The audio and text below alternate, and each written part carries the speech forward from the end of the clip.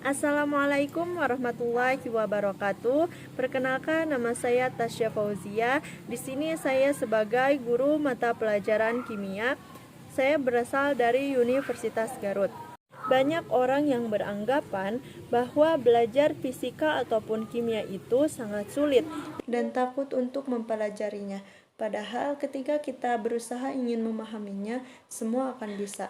Seperti kata-kata dari salah satu ahli kimia, yaitu Marie Curie, tidak ada dalam hidup yang perlu ditakuti. Hidup hanya untuk dipahami. Baik teman-teman, di sini saya akan menerangkan beberapa submateri. Yang pertama yaitu tentang klasifikasi materi, yang kedua yaitu tentang perbedaan sifat unsur, senyawa, dan campuran, dan yang terakhir adalah perbedaan larutan asam, basa, dan garam. Baik teman-teman, sekarang kita masuk ke materi yang pertama, yaitu tentang klasifikasi materi. Menurut ilmu kimia ataupun ilmu fisika, pengertian materi adalah sesuatu yang mempunyai massa dan dapat menempati ruang. Berdasarkan wujudnya, materi terbagi menjadi 3, yaitu yang pertama zat padat, yang kedua zat cair, dan yang ketiga zat gas. Namun berbeda menurut komposisinya. Materi terbagi menjadi 2, yaitu yang pertama materi campuran dan yang kedua yaitu materi tunggal. Nah, yang selanjutnya yaitu penjelasan tentang materi berdasarkan komposisinya. Yang pertama, materi tunggal. Materi tunggal atau yang disebut zat tunggal adalah suatu zat yang memiliki komposisi penyusunnya konstan atau homogen dan memiliki sifat yang sama pula. Itu adalah alasan mengapa zat ini disebut sebagai zat tunggal. Zat tunggal ini tidak bisa diuraikan menjadi zat lain karena hanya satu penyusunnya. Banyak contoh dari zat tunggal yang dapat kita temui di kehidupan sehari-hari, yaitu seperti garam ataupun seperti gula. Nah, yang kedua yaitu materi campuran atau zat campuran. Zat campuran adalah zat yang mengandung 2 atau lebih unsur ataupun senyawa. Nah, berbeda dengan zat tunggal yang hanya satu penyusun, zat campuran ini terdiri dari banyak zat tunggal ataupun unsur ataupun senyawa. Dan zat campuran ini dapat dibagi-bagi menjadi zat lain.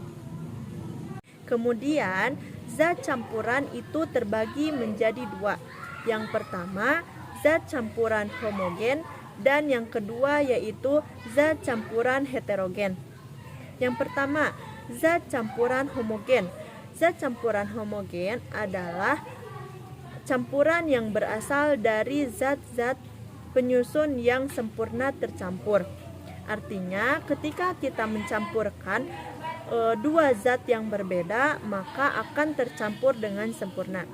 Contohnya, seperti kita mencampurkan air dengan garam, maka garam tersebut akan terlarut dalam air dan garam tersebut tidak terlihat seperti garam lagi atau menjadi terlihat seperti air. Yang kedua yaitu zat campuran heterogen.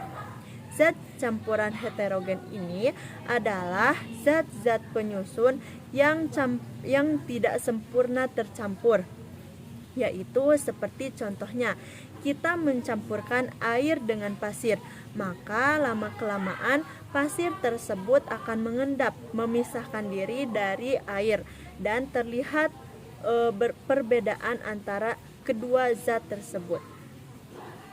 Kemudian, berdasarkan wujudnya, zat terbagi menjadi 3. Yang pertama, zat padat, yang kedua, zat cair, dan yang ketiga, zat gas. Semua zat-zat tersebut dapat kita ketahui dan dapat kita temui di kehidupan sehari-hari. Kemudian, ada beberapa perbedaan antara zat-zat tersebut. Yang pertama, berdasarkan volumenya. Zat padat memiliki volume tertentu. Yang kedua yaitu zat cair. Zat cair mempunyai volume tertentu juga. Namun zat cair ini tidak memiliki bentuk yang tetap atau mengikuti media yang digunakan. Seperti contohnya air. Ketika kita memasukkan air ke dalam gelas, maka bentuk air tersebut akan menyerupai gelas. Dan yang ketiga yaitu gas. Berdasarkan volumenya, gas tidak mempunyai volume dan bentuk yang tertentu atau yang tetap. Kemudian berdasarkan partikelnya. Partikel zat padat itu sangat rapat, sementara partikel zat cair itu agak renggang, dan partikel zat gas itu sangat-sangat renggang. Yang selanjutnya, partikel dari zat padat tidak dapat bergerak bebas. Kemudian partikel dari zat cair itu bergerak bebas namun terbatas. Sementara partikel zat gas itu dapat bergerak sangat bebas. Kemudian ada beberapa perubahan yang terjadi pada zat-zat. Yang pertama yaitu membeku. Membeku adalah perubahan zat cair menjadi zat padat. Contohnya seperti air yang menjadi es batu. Yang kedua yaitu mencair. Mencair adalah perubahan dari zat padat menjadi zat cair. Contohnya ketika kita menyimpan es batu di suhu yang panas.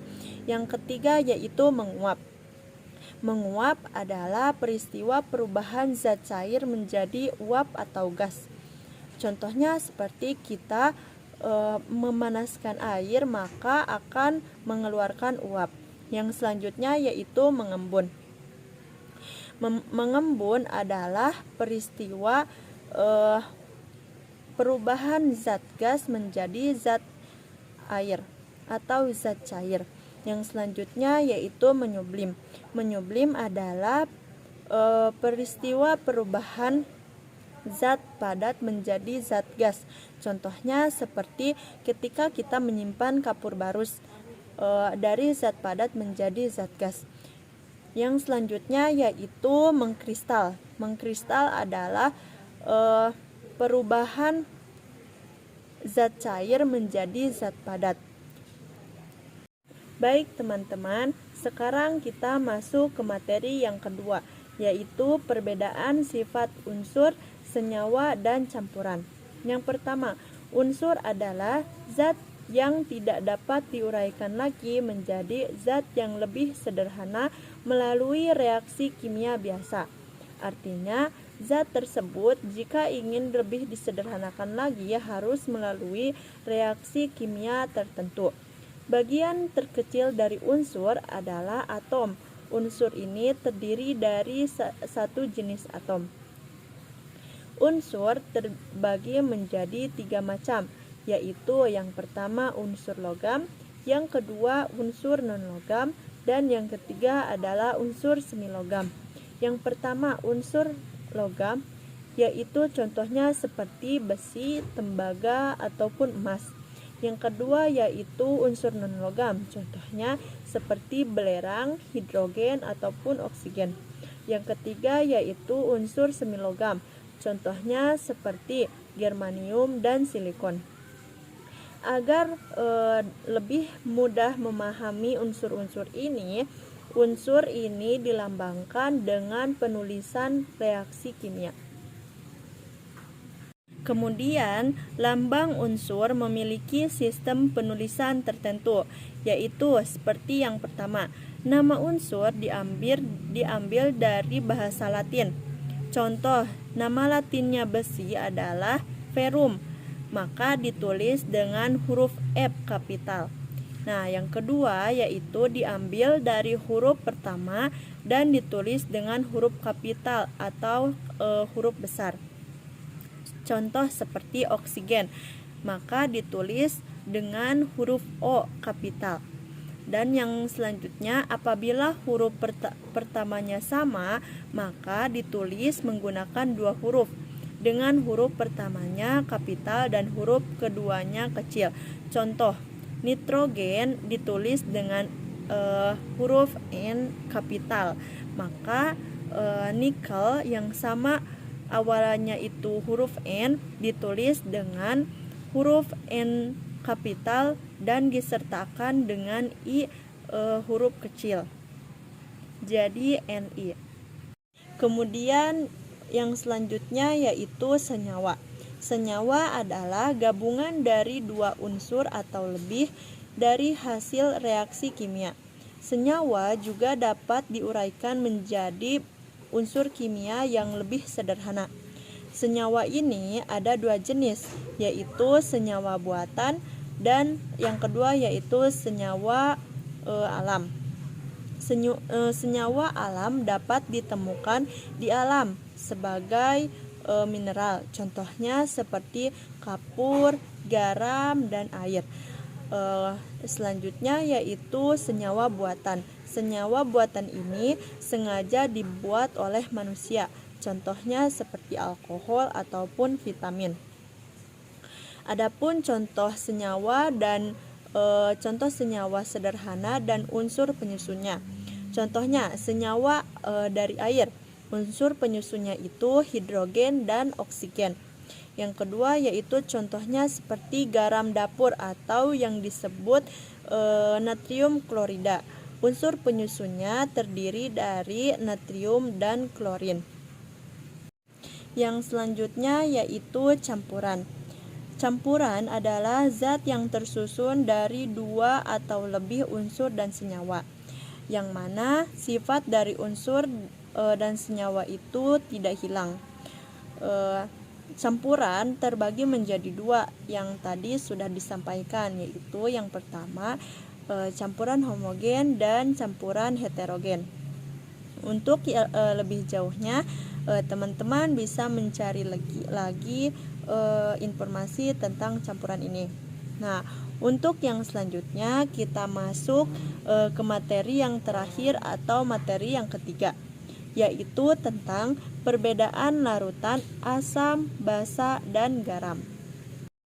Nah, yang selanjutnya yaitu materi tentang perbedaan larutan asam, basa, dan garam. Nah, sebelum kita mengetahui perbedaan antara larutan asam, basa, dan garam, kita harus mengetahui terlebih dahulu pengertian dari larutan itu sendiri. Larutan adalah campuran yang tidak dapat dibedakan zat penyusunnya. Larutan terdiri atas pelarut dan zat terlarut. Biasanya larutan atau pelarut yang sering digunakan itu seperti air, alkohol, dan kloroform. Nah, yang selanjutnya yaitu penjelasan mengenai asam, basa, dan garam. Asam adalah zat yang dapat menghasilkan ion hidrogen ketika dilarutkan dalam air. Sementara basa adalah larutan yang dapat menghasilkan ion hidroksida ketika dilarutkan dalam air. Kemudian pelarut atau larutan garam adalah senyawa yang terdiri dari campuran larutan asam dan basa. Contohnya seperti natrium hidroksida. Adapun ciri-ciri dari larutan asam tersebut, yaitu yang pertama sudah pastinya larutan asam itu rasanya masam, tapi tidak boleh dicicipi kecuali pada makanan saja. Yaitu yang kedua, dapat menimbulkan korosi. Yang ketiga yaitu mengubah kertas lakmus biru menjadi kertas lakmus merah. Nah, pengujian larutan asam dapat menggunakan cara yaitu seperti yang tadi, kertas metil merah, metil jingga, dan mahkota bunga jika salah satu dari mereka dicelupkan ke dalam larutan masam. Nah, yang selanjutnya ada ciri-ciri dari larutan basa. Yang pertama, mempunyai rasa yang agak pahit. dan teman-teman itu tidak boleh mencicipinya. Yang kedua yaitu terasa licin di kulit. Yang ketiga, mengubah lakmus merah menjadi biru, kebalikan dari larutan asam. Oke teman-teman semua, setelah saya menjelaskan beberapa submateri tentang klasifikasi materi dalam ilmu kimia ini, semoga teman-teman dapat memahaminya dengan baik dan tidak pernah bosan untuk mempelajarinya. Kemudian saya ucapkan terima kasih kepada teman-teman semua karena telah memahami, menyimak, dan mendengarkannya. Sekian dari saya, mohon maaf atas segala kekurangan dan kesalahannya. Wallahul muwaffiq ila aqwamit thoriq. Wassalamualaikum warahmatullahi wabarakatuh.